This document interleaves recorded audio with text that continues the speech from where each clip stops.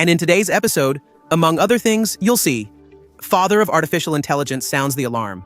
Superintelligence, job loss, and a transformed world are approaching. This IOU from Intel develops artificial intelligence to speed the second coming of Jesus Christ. The geometric code hidden in DNA. Scientists discover the second language of life. National Aeronautics and Space Administration's X-59 supersonic jet completes its first historic flight in the United States. X-Men R1, the world's first humanoid robot butler, debuts at a hotel in Shanghai. Shall we understand all of this?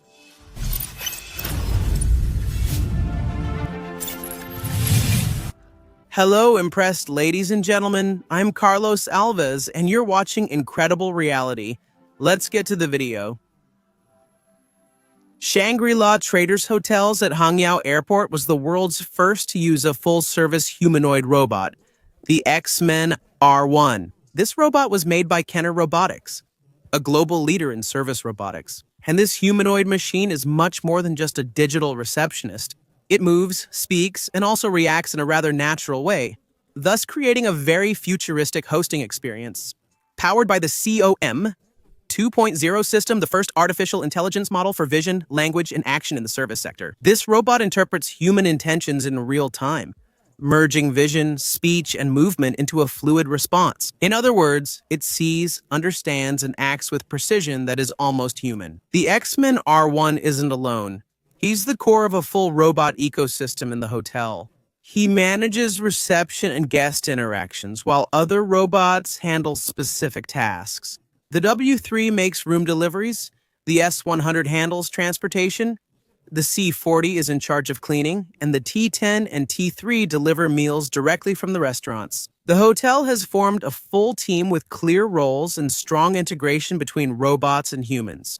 This robotic orchestra uses the Canon Pro S model, which trains robots for sectors like hospitality, logistics, and retail. It separates functions into delivery, cleaning, and service modules, so each robot learns its task without complex reprogramming. The result is a much more efficient, precise, and always available service environment. Canon has redefined automated hospitality, deploying over 100,000 robots in 60 countries. The debut of X-Men R1 marks a symbolic step, the moment when artificial intelligence leaves the laboratories and begins to inhabit our daily lives. In the future, robots like this could work alongside humans in hotels, hospitals, and homes. Not to replace us, according to the company at least, right? But to take the service experience to a new level. And there's always a question, isn't there? The question that remains is this. When you're greeted by a robot butler for the first time, how is it going to happen? How will you feel about all this? Will it seem strange, or will it finally feel like the future we've imagined? Tell me down below. For decades, the sound of speed was also the sound of the limit. When Concorde flew at over twice the speed of sound, windows shook and thunder could be heard overhead worldwide. It was the sonic boom, the cost of rushing. And it was exactly that sound that put an end to the golden age of civilian supersonic flights. But now, almost 60 years later, National Aeronautics and Space Administration has decided to rewrite history, this time in silence or almost. The experimental X-59 Quest aircraft, which was developed in partnership with Lockheed Martin, made its first official flight. It launched from California's Skunk Workspace, birthplace of secret projects, like the Strategic Reconnaissance, 71 Blackbeard, and F-117 Nighthawk. The X-59 isn't just a plane. It's a scientific experiment in wing design. Its nose stretched nearly 11 meters with a slim fuselage. They were specially designed to redirect the airflow and spread out the shockwave that generates that sonic boom. Instead of a sonic boom over 130 decibels, the sound on the ground should be like closing a car door, about 75 decibels. According to what they reported, the maiden flight was just the first step, a check of stability, control, and safety.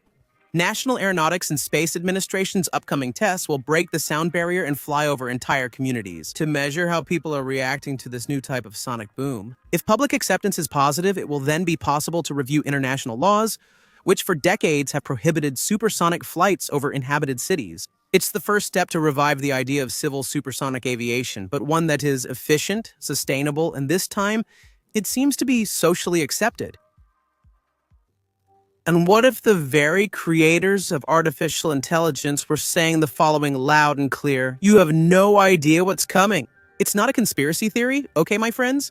And it's not a science fiction movie script either. This warning comes from two major tech figures: Mo Goth, ex-chief business officer at Google X, and Geoffrey Hinton, a Nobel laureate and one of artificial intelligence's three founding fathers. A year after receiving the prize for the work that helped lay the foundation for modern artificial intelligence, Hinton changed his tone. Now he says the technology he helped create could surpass and dominate its makers. According to him, big techs are advancing very quickly, too quickly.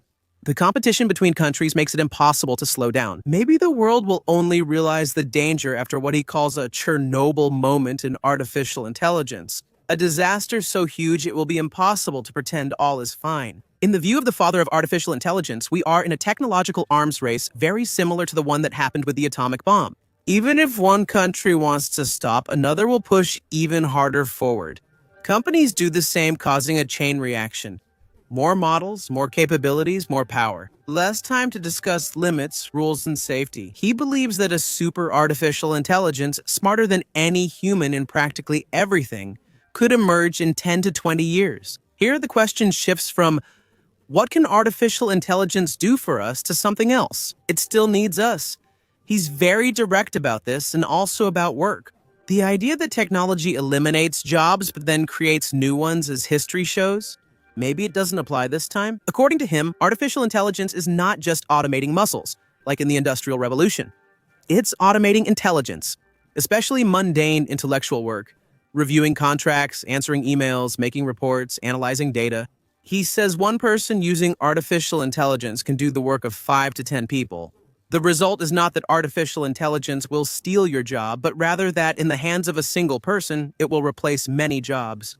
And then comes the uncomfortable detail. Hinton says that careers that deal with complex physical manipulation, like bricklayers, masons, and others, might be much safer than prestigious professions like lawyers or legal assistants. That's because, according to him, it's much easier to train a model to write a legal opinion than to fix a tight plumbing issue in an old building. He also warns, if nothing is done, this revolution will greatly increase inequality, creating, quote-unquote, very unpleasant societies with a few machine owners getting richer and richer, and a multitude of people being replaced. On the other hand, Mogaldad comes to a similar conclusion, but with a different curve.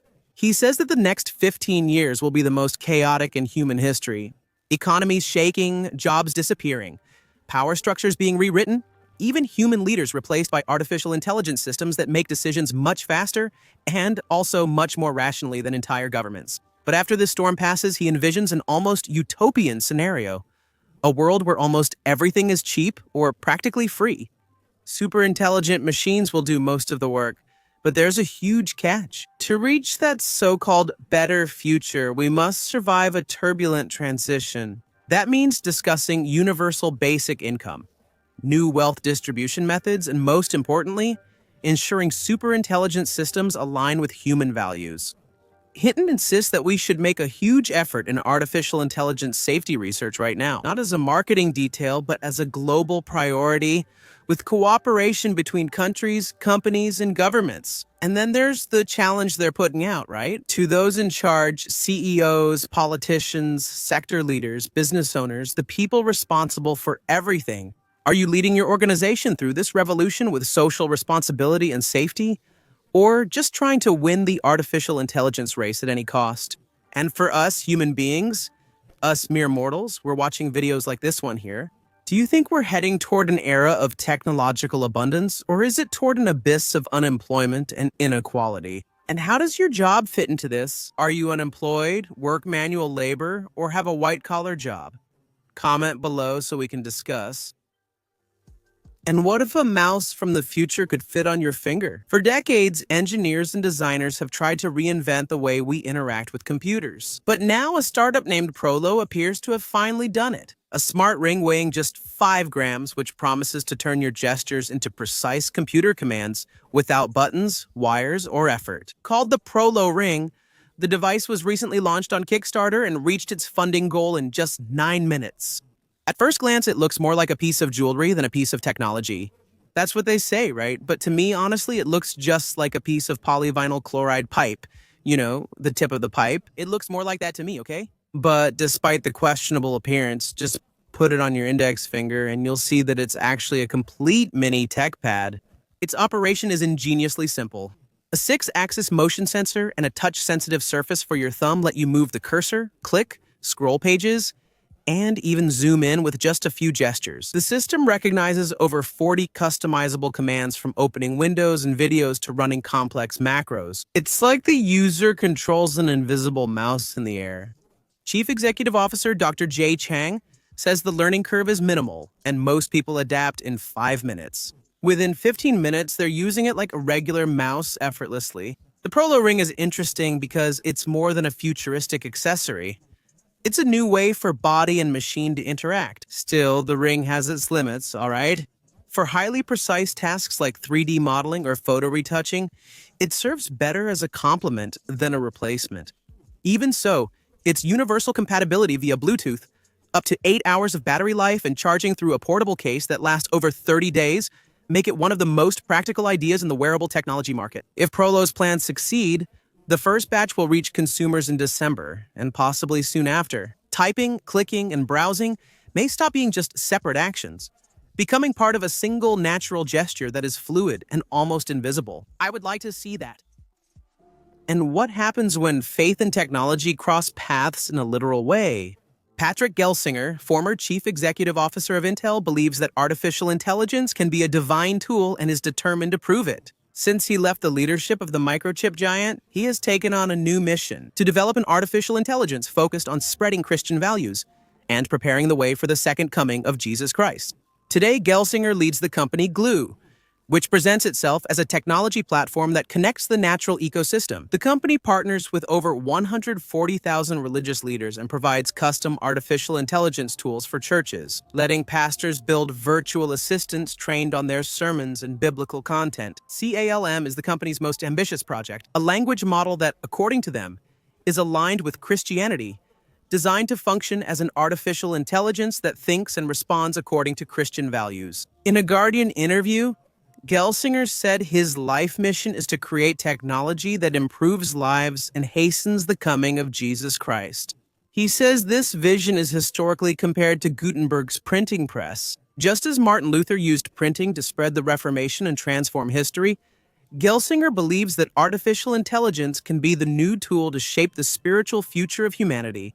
However, Glue's proposal renews debate over merging faith and algorithms. As Silicon Valley becomes more shaped by differing political and spiritual views, from billionaires like Peter Thiel, obsessed with apocalyptic prophecies, to CEOs like Sam Neltman, describing artificial intelligence models in almost divine terms, Gelsinger's initiative raises some very profound questions. Can artificial intelligence reflect religious values without distorting them? For supporters, this is a chance to use technology as an instrument of faith and unity. For critics, it's the harbinger of a new kind of digital messianism, where code and beliefs mix in a very dangerous way.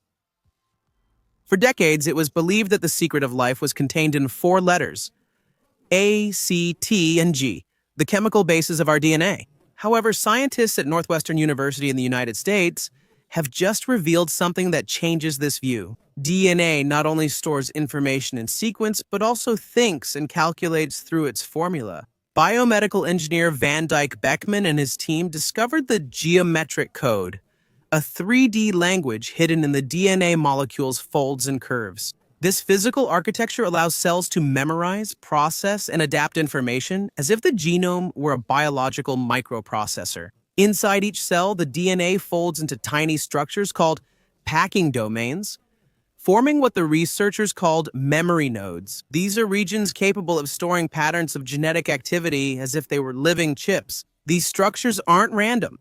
They follow mathematical and geometric rules that evolution has refined over millions of years to optimize the use and storage of biological information. Beckman says this discovery fundamentally changes our understanding of evolution. Perhaps organisms evolved not only by creating new genes, but also by reorganizing existing structures. In his words, genomes work like living computational systems capable of evolving in complexity and power. The most surprising thing is the similarity to the principles of artificial intelligence.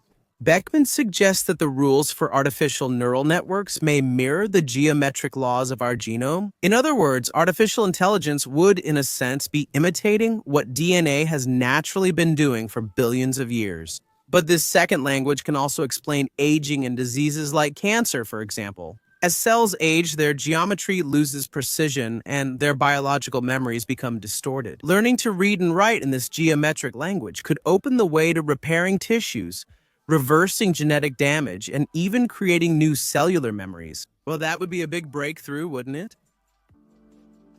And now imagine a uniform capable of communicating with the person wearing it, without making a single sound, without showing any light, just transmitting signals through touch. This is the promise of smart fabrics developed by Active Technologies, a startup born at Rice University in the United States. The team, led by researcher Beckler Jumes and engineer Daniel J. Preston, created a textile platform that uses air pressure and fluid logic to send signals directly to the skin, turning the fabric itself into a kind of communication channel. Instead of flashing lights or loud sounds, the user feels subtle touches, squeezes, or changes in temperature. And these are messages that the body understands instantly. The technology replaces electronic circuits with fluidic pressure, using interconnected air microchannels and fabric fibers. This makes the clothes more durable, lightweight, and also functional, even in extreme environments where conventional electronics would simply fail. The system can gently press a soldier's shoulder to show direction or squeeze the forearm to signal an alert. The project is already attracting international attention. Axtel is a finalist in NATO's Diana program for defense innovations and is also competing in the United States Army's X-Tech Searcher 9. It has also received funding from the National Science Foundation and Rice University. So, did you like this episode? If so, remember that all the sources are here in the description. Thank you very much for staying with me until now. Subscribe, like, and share if you can. See you next time. There are 2 options on your screen. Click on one of them, pick one, and I'll see you there. That's enough, thanks. Bye-bye. These are the comments, right? Thank you very much for commenting. There's a comment here. Leave your comment too, and yours might show up in the next video.